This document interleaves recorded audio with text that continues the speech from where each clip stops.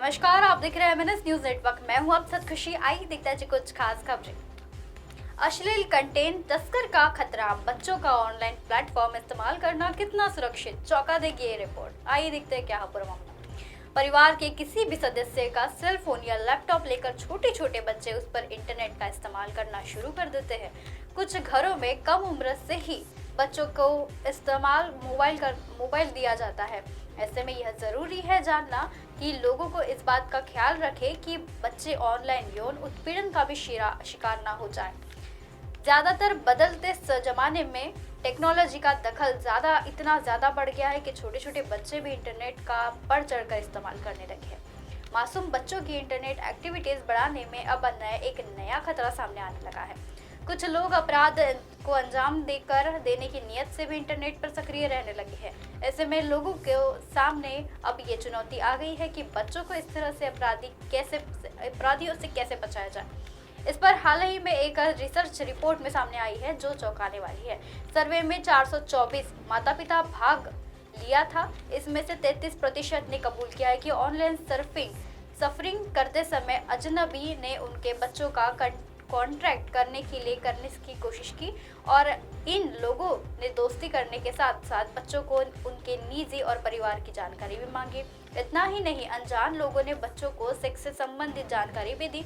अभिभावकों ने बताया कि उनके बच्चों को कांटेक्ट करने वाले अजनबियों ने बच्चों के साथ अश्लील कंटेंट भी शेयर किया था। इस रिसर्च के लिए महाराष्ट्र, कर्नाटक, पश्चिम बंगाल और मध्य प्रदेश में 424 अभिभावकों के अलावा 338 शिक्षकों के तीनों राज्यों में पश्चिम बंगाल, मध्य प्रदेश और महाराष्ट्र के 107 लोगों ने शामिल किया था। जिस पर सर्वे में शामिल हुए माता पिता के मुताबिक ऑनलाइन उत्पीड़न का शिकार हुए बच्चों में 40% लड़कियां थी और उनकी उम्र 14 से 18 साल के बीच की थी। उत्पीड़न का शिकार होने वाले इस कम उम्र में लड़कों की तादाद 33% थी। जिन बच्चों का ऑनलाइन बाल यौन शोषण का और दुर्व्यवहार OCSEA मतलब OC में शिकार होना पड़ा, जिसमें शहरी की तुलना में ग्रामीण बच्चों की तादाद ज्यादा है।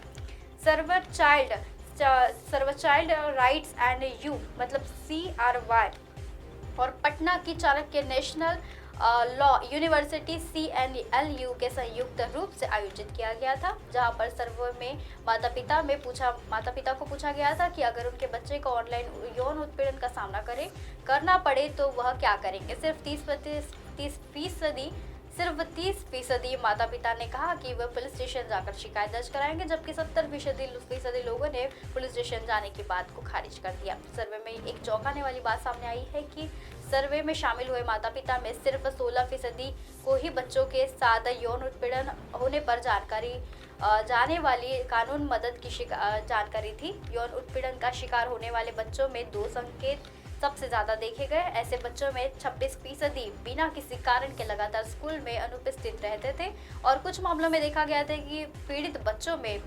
20.9% में स्कूल स्मार्टफोन से ज्यादा इस्तेमाल करना शुरू कर दिया था।